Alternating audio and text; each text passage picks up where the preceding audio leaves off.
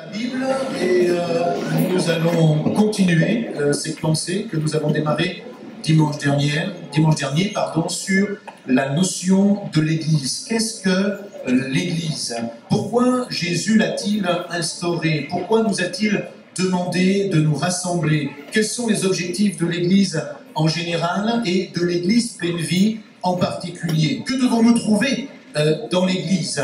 Alors nous allons essayer de répondre à ces quelques questions. Dimanche dernier, nous nous sommes arrêtés sur ce texte de Ésaïe au chapitre 9 et le verset 5, et nous nous sommes arrêtés sur la notion d'adoration. Nous sommes arrêtés sur le fait que Jésus a été présenté ici par le prophète comme on l'appellera admirable. Ce matin, on va avancer d'un mot dans ce verset et on va voir la notion de conseiller, un lieu de rassemblement, l'Église, un lieu de rassemblement, ou rassemblant plutôt les croyants pour être conseillés par l'Esprit de Dieu. Ce verset nous est donné ici, un enfant nous est né, un fils nous est donné, et on l'appellera admirable, conseiller, Dieu puissant, Père éternel et Prince de paix. En examinant ces différents noms donnés à Jésus, fondateur finalement de l'Église, nous trouvons aussi les fondamentaux de la raison et la vision de l'Église d'hier, mais également celle d'aujourd'hui. Donc le prophète ici présente Jésus comme le conseiller par excellence de l'Église.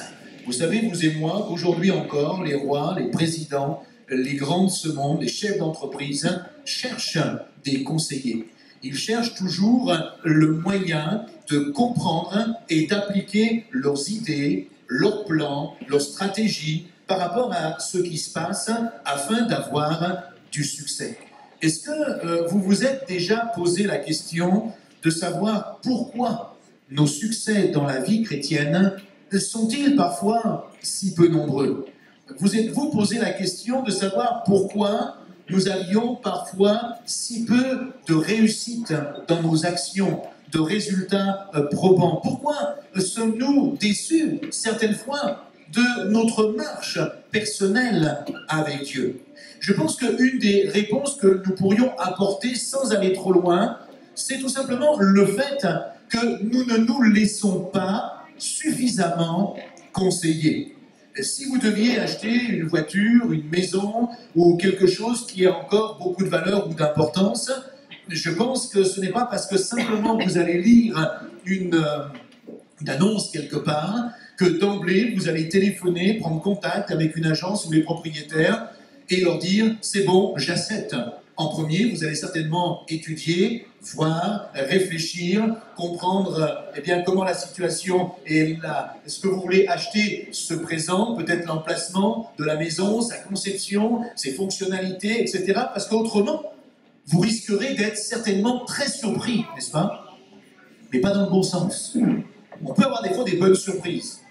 Mais la vérité, c'est que souvent, on a des mauvaises surprises. Combien sont ceux qui ont acheté un véhicule et puis 3 mois plus tard, il y avait un défaut, il y avait une panne qui était là sous-jacente et finalement, on ne s'en est pas rendu compte, ou alors vous achetez une maison et puis vous vous rendez compte quelques temps plus tard que finalement on avait bien mis de plâtre, mais les fondations ont bougé, il y a des fissures, et là c'est vraiment douloureux et parfois ça nous engage dans des procédures qui vont être très longues et très compliquées. Si nous voulons du succès dans notre vie spirituelle, il nous faut, je crois, alors nous laisser conseiller par celui qui est le plus qualifié, c'est le Saint-Esprit. Et je dirais que le sens premier de l'Église, c'est un lieu de rassemblement afin d'être conseillé par l'Esprit de Dieu.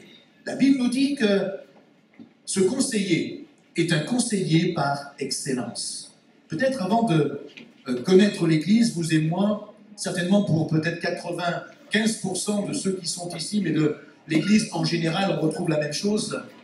L'Église est un lieu où vous avez entendu l'Évangile et où vous avez reçu un enseignement sur la personne de Jésus-Christ. Avant, nous vivions sans lui, sans ses préceptes, sans ses lois, sans ses commandements, je dirais sans ses valeurs, sans ses conseils, pour utiliser des mots d'aujourd'hui. Et vous et moi, la vérité, c'est que sans les principes de Dieu dans nos vies, nous avons fait bien des expériences douloureuses, n'est-ce pas?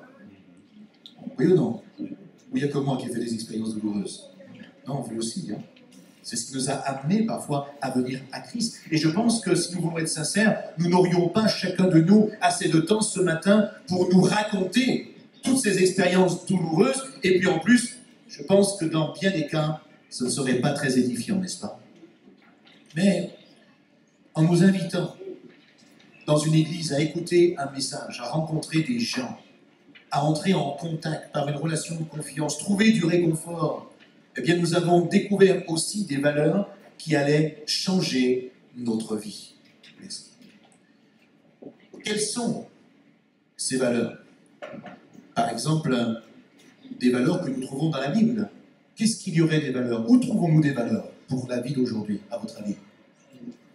Dites-moi. Je vous sens motivé ce matin. Je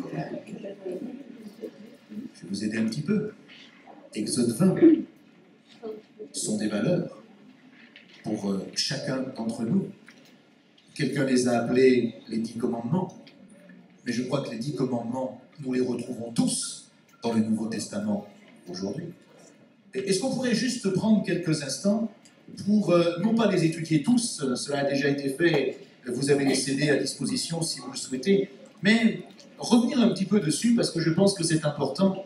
Il me semble que les 10 commandements sont des valeurs pour aujourd'hui. Il me semble que les 10 commandements sont des valeurs pour nous croyants aujourd'hui.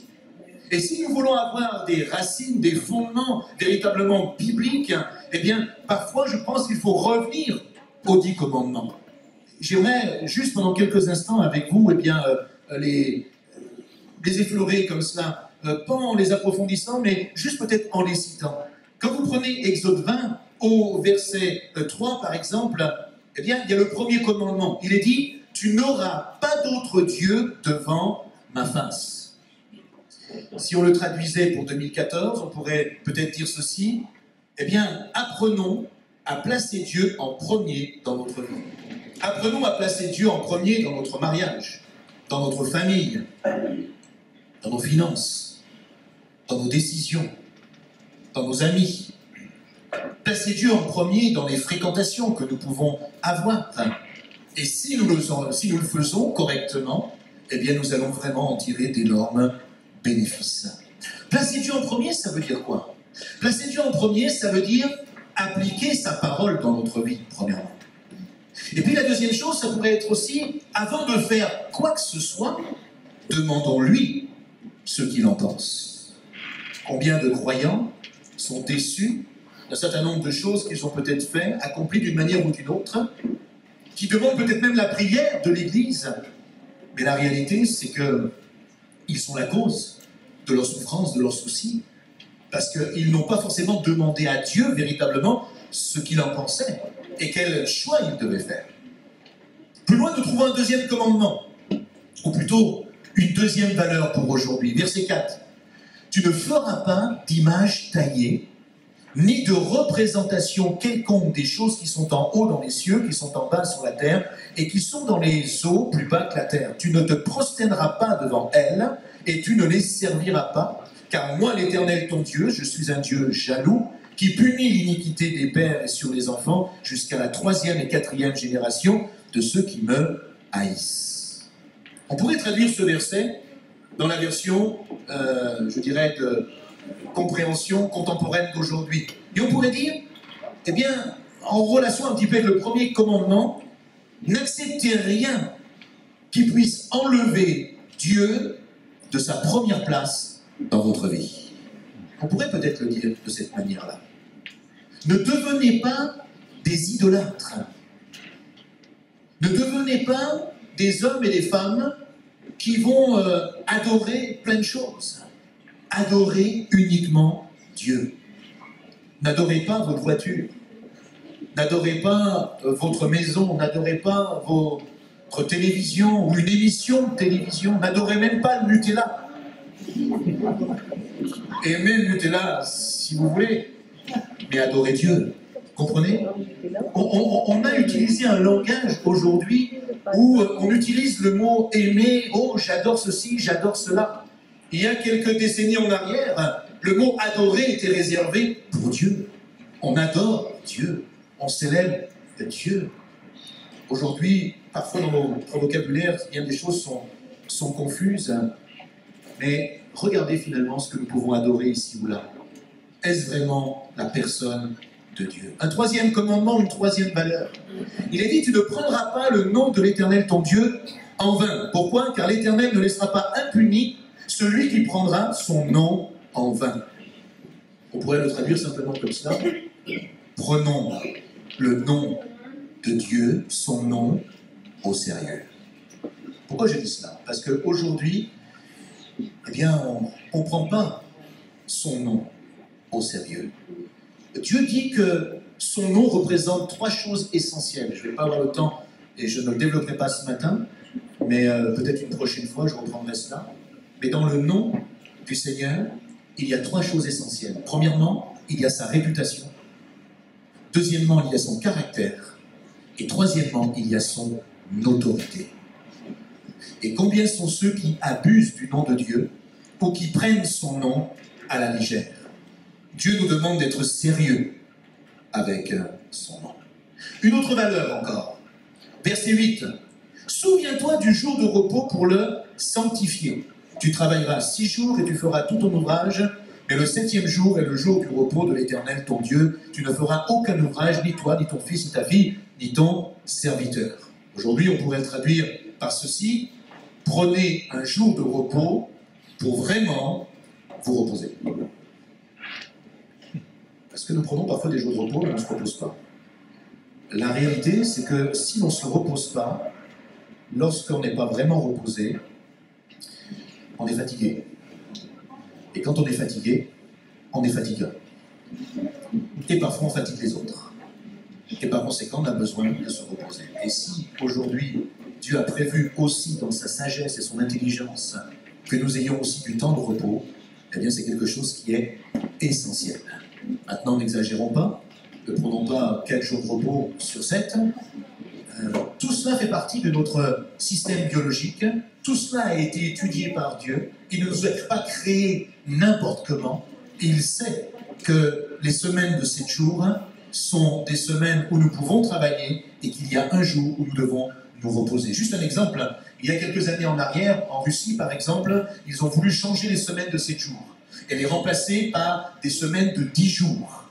Ils ont fait ça pendant plusieurs mois, puis ont complètement arrêté, parce qu'ils se sont rendus compte que tous ceux qui vivaient cette expérience-là finissaient au bout de quelques mois par être épuisés. Parce que le rythme biologique que Dieu nous a donné, c'est sur 7 jours et non pas sur 10 jours. Aujourd'hui, qu'est-ce qu'on fait pour pallier à cela, puisque tout cela est bousculé? On fait les 3-8, on travaille un peu n'importe quand, n'importe comment, tout est un petit peu inversé. Eh bien, malheureusement, il y a tellement de fatigue chronique. On va chez le médecin, on prend des comprimés, on essaie de prendre des choses pour nous faire dormir, après on prend autre chose pour faire que nous restions éveillés. Tout est bousculé. La réalité, c'est que Dieu nous demande aussi, dans sa sagesse, de nous reposer. Une autre valeur encore. Verset 12. Honore ton père et ta mère, afin que tes jours se prolongent dans le pays de l'Éternel que ton Dieu te donne. Il n'y a ici dans ce commandement et ces valeurs aucun délai ou aucune limite d'âge indiquée. Ici, pour honorer ses parents, ce verset dit simplement « Honore ton père et ta mère ». Bien sûr, je ne développerai pas, mais on n'honore pas ses parents de la même manière lorsqu'on a 3 ans, 15 ans, 25 ans ou 40 ans. Et là aussi, nous avons déjà eu l'occasion d'aborder cela. Mais remarquez que c'est quelque chose d'important, et c'est le seul commandement, c'est la seule valeur que Dieu nous donne qui est attachée à une promesse, afin que nos jours se prolongent dans le pays de l'Éternel qu'il nous donne. Et puis, une 6e valeur, afin de les lire rapidement. Tu ne tueras pas. Ça, on pourrait le traduire pour aujourd'hui par célébrons la vie. Alors, certains peut-être pourraient penser que l'on pourrait largement se passer de ce commandement, parce que probablement que vous avez très rarement ressenti l'envie de tuer quelqu'un. Sauf peut-être quand vous êtes en voiture, je ne sais pas, sur l'autoroute ou ailleurs, ou en ville, à Saint-Étienne, ou ailleurs, je ne sais quoi. Parfois, il y a des choses qui nous saisissent comme ça. Un jour, il y a un avocat très connu qui a dit ceci: « Je n'ai jamais tué personne, mais j'ai très souvent lu la rubrique nécrologique avec beaucoup de joie. »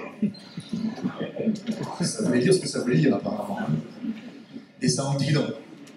Mais aujourd'hui, vous voyez, quand on parle de la vie, on parle d'aide à la fin de vie, on parle de la gestation pour autrui, on parle d'avortement légalisé, on parle des cellules souches, on parle de plein de choses. Et tout cela nous parle de la vie précieuse que Dieu nous donne et que trop souvent l'on bafoue. Une autre valeur encore, 7e commandement: tu ne commettras point d'adultère. On pourrait le traduire par cela: rien ne détruit plus rapidement une famille que l'adultère. Et c'est la raison pour laquelle Dieu dit qu'il ne veut pas que nous le commettions.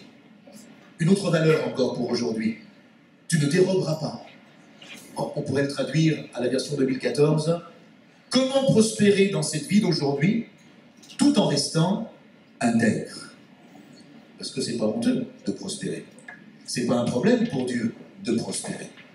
Ce qui est un problème, c'est lorsque nous prospérons, mais que nous perdons notre intégrité, notre honnêteté, notre vérité, et que nous nous fourvoyons dans toutes sortes de choses. Là, il y a un problème.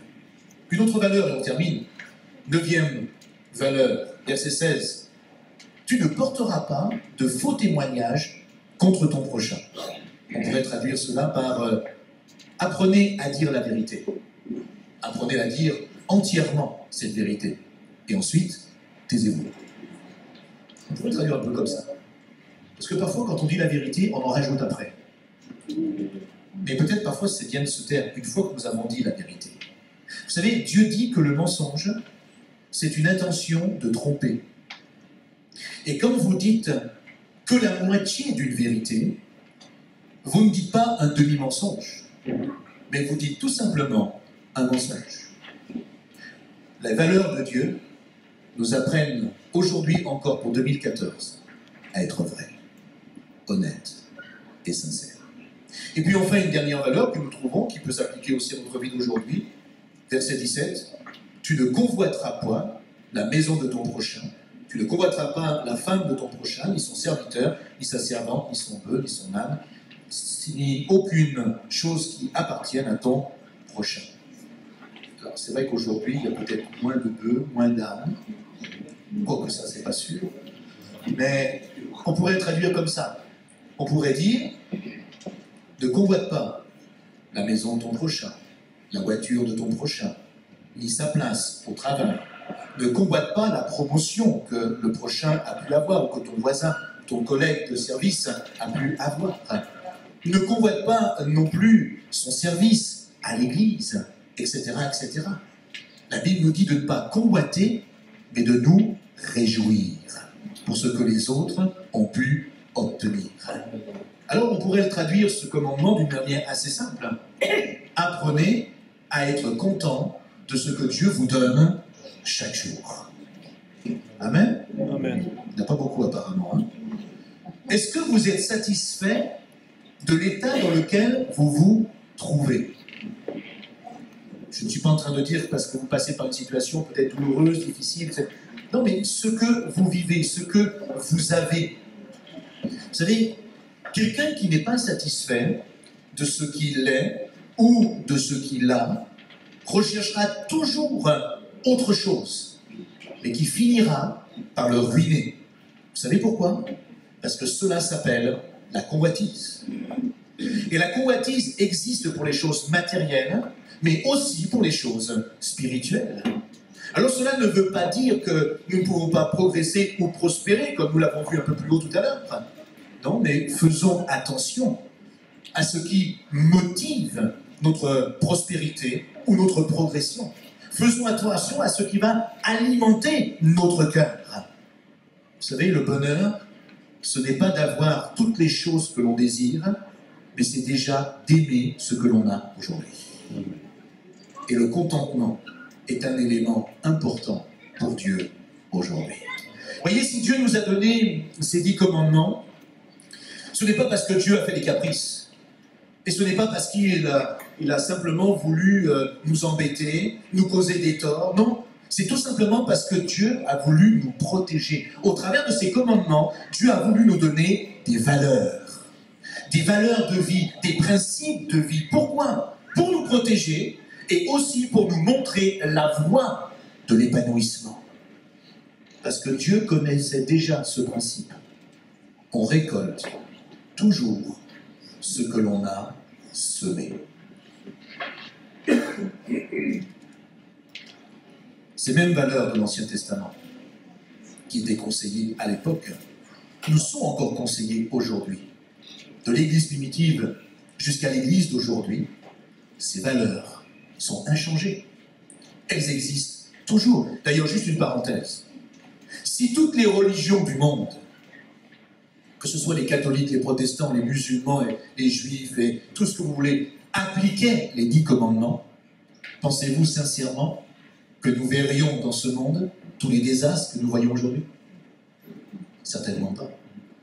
On n'a pas besoin des 630 et quelques lois que nous trouvons dans le Talmud, que nous trouvons par exemple lorsque Jésus est venu sur cette terre il y a 2000 ans, et il a reproché à ces hommes religieux d'avoir réinventé la loi, d'avoir fait la loi sur la nette, la loi sur les plantes, la loi sur les fleurs, sur les animaux, sur toutes sortes de choses. Jésus nous dira, si déjà vous appliquez les 10 commandements à votre vie, eh bien vous vivriez en paix. Et je pense que les 10 commandements peuvent s'appliquer pour nous aujourd'hui. Alors de quelle manière le Seigneur veut conseiller l'Église aujourd'hui? Eh bien tout simplement en nous laissant le conseiller par excellence qui s'appelle le Saint-Esprit. Dans Jean chapitre 14 et le verset 16, il est dit ceci. Et moi, je prierai le Père, et il vous donnera un autre consolateur, afin qu'il demeure éternellement avec vous. Jean 15, 26. Quand sera venu le consolateur que je vous enverrai de la part du Père, l'Esprit de vérité, qui vient du Père, il rendra témoignage de moi. Et puis un troisième verset, on va s'arrêter quelques instants avec lui. Mais le consolateur, l'Esprit Saint, que le Père enverra en mon nom, il vous enseignera toutes choses et il vous rappellera tout ce que je vous ai dit. Il y a dans ces 3 versets 2 mots qui sont vraiment très importants. Il est dit ici que le Saint-Esprit vous enseignera et il vous rappellera. Le Saint-Esprit ne nous enseignera jamais quelque chose de nouveau que le Seigneur ne nous a pas déjà laissé dans sa parole. Vous êtes d'accord ou pas? Faites attention aux enseignements des derniers temps et à ceux qui reçoivent soi-disant toutes sortes de révélations bibliques. On trouve aujourd'hui des évangéliques ultra-légalistes qui se sont remis à prêcher, comme l'apôtre Paul le dit, la lettre au lieu de l'esprit de Jésus. Et Paul dira, ces hommes qui prêchent la lettre n'ont pas conscience que la lettre, elle tue, c'est l'esprit de Dieu qui vivifie. Et aujourd'hui, on retrouve des gens qui en reviennent à « tu ne feras pas » ou « tu feras ». Tu mettras pas, ou tu mettras, ou tu diras, ou tu ne diras pas, ou tu iras, ou tu n'iras pas, etc., etc. Moi, je les appelle aujourd'hui des nouveaux pharisiens. Ce sont les mêmes types de personnalités que Jésus a découvert lorsqu'il est venu, lorsqu'il est arrivé. Lorsque ces hommes, ces pharisiens, le critiquaient. Pourquoi? Parce que des femmes le suivaient. C'est la raison pour laquelle les pharisiens et d'autres critiquaient Jésus, parce que les femmes devaient rester à la maison, elles devaient rester enfermées, elles ne devaient pas sortir. Et Jésus leur permet justement, non simplement de sortir, mais en plus de le de suivre ses campagnes d'évangélisation, de suivre ses enseignements, chose qui était révolutionnaire à l'époque. Ces hommes religieux de l'époque n'ont pas supporté cela. Ils ont dit, mais qui c'est celui-là qui vient changer la loi, la Torah? Qui est celui-ci qui vient transformer ce que Moïse, soi-disant lui-même, nous a donné? Mais Moïse n'avait pas donné ses lois. Moïse avait donné les 10 commandements. Malheureusement, le cœur de l'homme, déjà à l'époque, n'était pas capable de vivre simplement 10 commandements. Du coup, on a eu droit au Lévitique. Enfin, pas nous directement, à moins que vous soyez juifs. Mais les juifs, eux, ont eu droit au Lévitique et à tous ces enseignements, à toutes ces lois qui sont venues, et finalement ça devenait quelque chose de très compliqué de suivre les principes de Dieu. Et c'est la raison pour laquelle Dieu a envoyé Jésus-Christ, parce qu'il voyait très bien que l'homme n'était pas dans la capacité de pouvoir accomplir toute la loi pour être sauvé. Et c'est ce que les hommes religieux n'ont pas compris. Et Jésus leur a expliqué pourtant en disant « Mais je ne viens pas pour simplement abolir la loi. Je viens pour accomplir la loi parce que l'homme n'est pas capable de le faire. » Alors Jésus va dire dans Jean 16,13 par exemple, « Quand le Consolateur sera venu, c'est-à-dire l'Esprit de vérité, il vous conduira dans toute la vérité. Car il ne parlera pas de lui-même, nous dit la Bible, mais il dira tout ce qu'il aura entendu et il vous annoncera les choses à venir.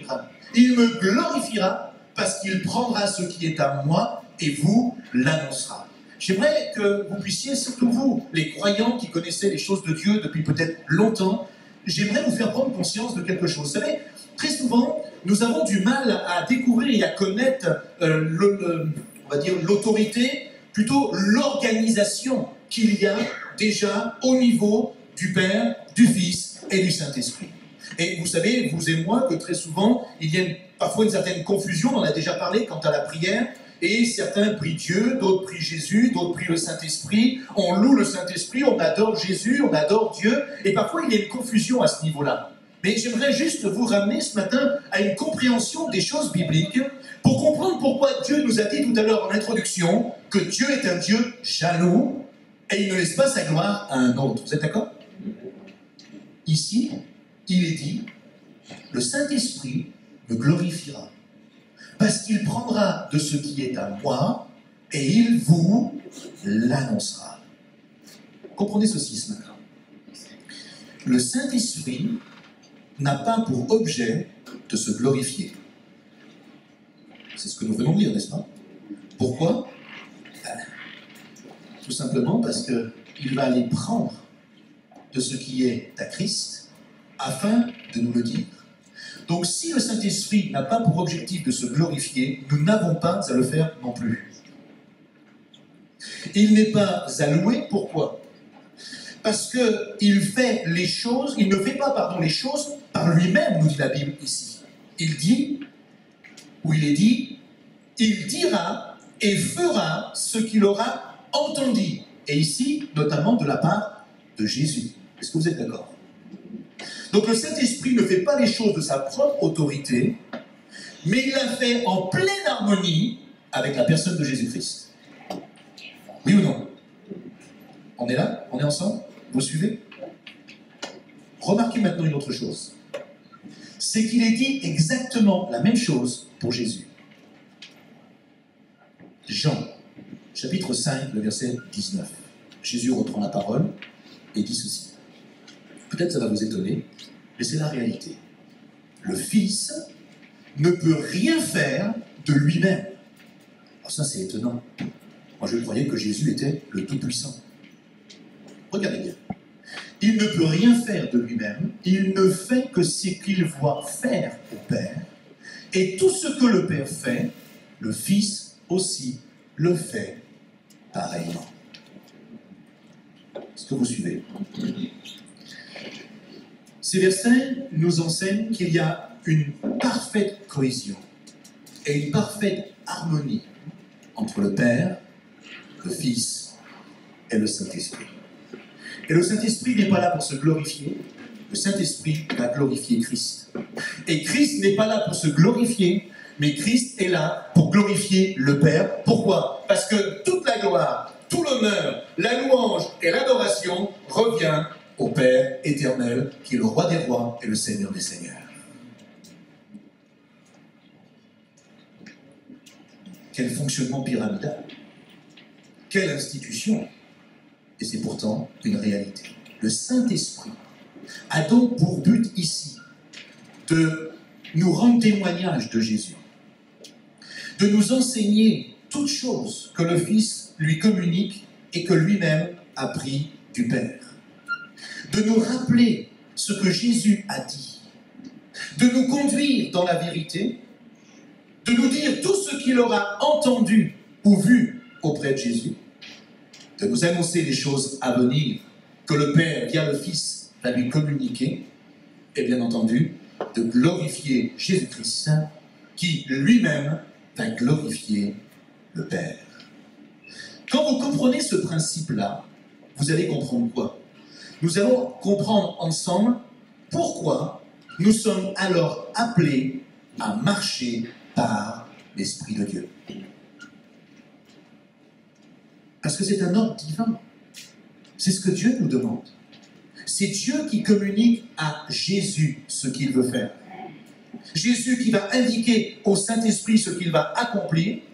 Et quel est le rôle du Saint-Esprit? Eh bien, comme nous l'avons vu au mois d'août, par exemple, une ou deux fois, le rôle du Saint-Esprit, c'est de nous inspirer, de nous influencer, de nous diriger, de nous conduire, de conduire le croyant qui, bien entendu, veut bien rester malléable entre ses mains.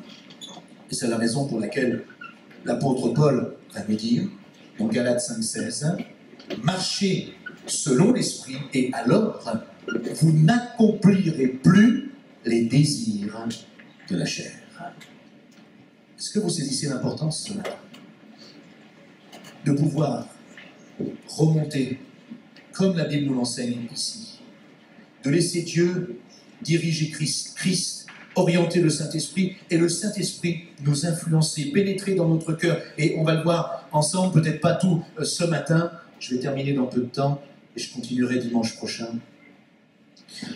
Mais comprendre cette nécessité de marcher par l'Esprit. Est-ce que je peux vous dire ce matin que marcher par l'Esprit, petit a, oui c'est ça, marcher par l'Esprit ne se résume pas à simplement parler en langue. Parler en langue, c'est pas marcher par l'Esprit. Ça n'a rien à voir même. Parce que vous pourriez, je ne sais pas si vous allez me comprendre, mais vous pourriez peut-être parler en langue sans forcément marcher par l'Esprit. Hello.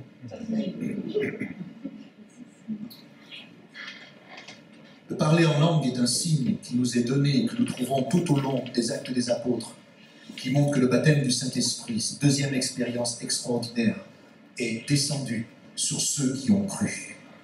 L'apôtre Paul, l'apôtre Pierre et d'autres ont vu les Juifs, puis après ils sont partis dans d'autres contrées.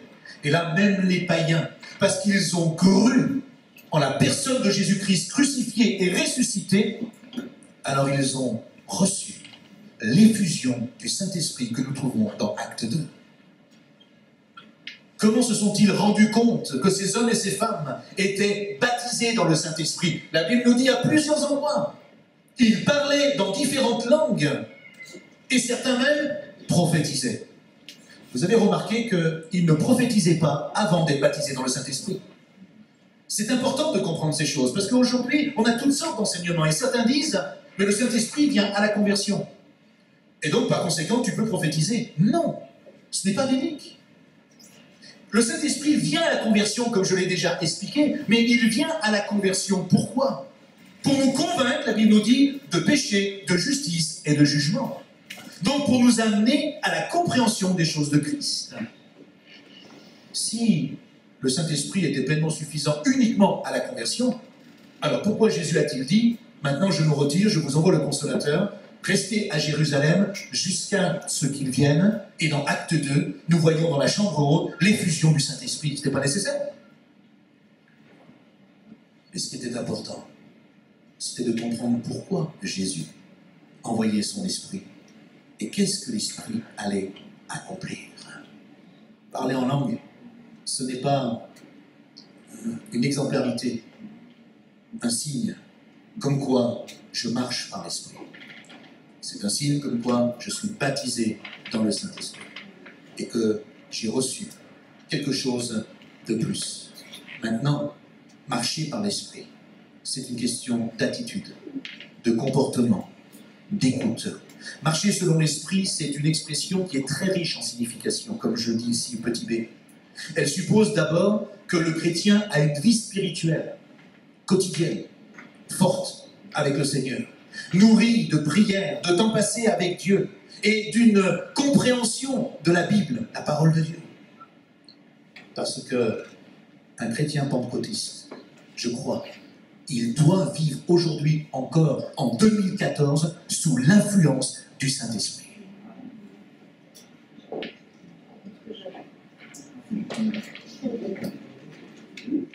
C'est pas une option pour moi. Et je pense que bibliquement, ce n'est pas une option non plus. Un chrétien qui est rempli de l'Esprit, c'est un chrétien qui doit vivre sous l'influence, l'orientation et la direction du Saint-Esprit. Nous devons avoir aujourd'hui du discernement pour repérer et sentir les subtilités de la chair et la venue parfois de la tentation destinée à nous appâter. De plus, et je vais terminer simplement avec cela ce matin, un croyant qui marche de cette manière va régulièrement apprendre et apprendre de plus en plus à apprécier les valeurs spirituelles et à les aimer pour son intérêt personnel, mais aussi pour sa croissance. Romains 8,5 nous dit que ceux qui vivent selon la chair vont s'affectionner aux choses de la chair, tandis que ceux qui vivent selon l'esprit s'affectionnent aux choses de l'esprit. Est-ce que je peux vous dire que vivre selon l'esprit, c'est une contrainte? Oui. C'est une contrainte. Pourquoi? Ben, je ne sais pas, et je ne connais pas votre chair, mais je connais la mienne. Et je sais que ma chair n'aime pas la vie de l'esprit. Ou plus exactement, c'est pas exactement comme ça que je devrais peut-être le dire, mais ma chair voudrait affectionner les choses de l'esprit. Mais il y a comme quelque chose qui régulièrement veut l'y en empêcher, veut s'y opposer. Remarquez par exemple, est-ce que lorsqu'on vous annonce un jeûne et prière, est-ce que vous le prenez avec un sourire de 10h10? Est-ce que vous le prenez avec autant d'élan, autant d'envie, de désir, de compassion, en disant c'est formidable, qu'est-ce que j'aime ne pas manger? Ah, ça vous fait réagir un peu quand même? Qu'est-ce que j'aime abstenir de la nourriture pendant 1 jour, 2 jours, 3 jours, 1 semaine? Quel plaisir pour moi! Qui sont ceux qui peut-être vont dire oui, ça va être un vrai plaisir? Ceux qui ont l'habitude de le faire.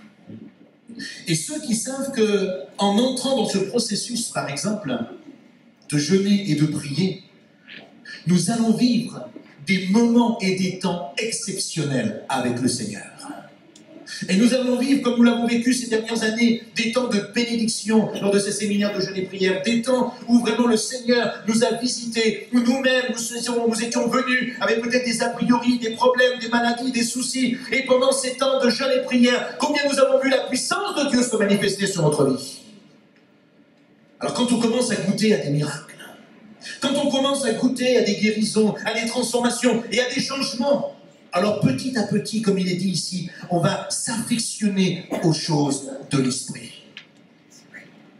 Et aujourd'hui, on ne veut plus de contraintes. Aujourd'hui, on ne veut surtout pas que les jeûnes et prières soient une contrainte, que l'Église soit une contrainte.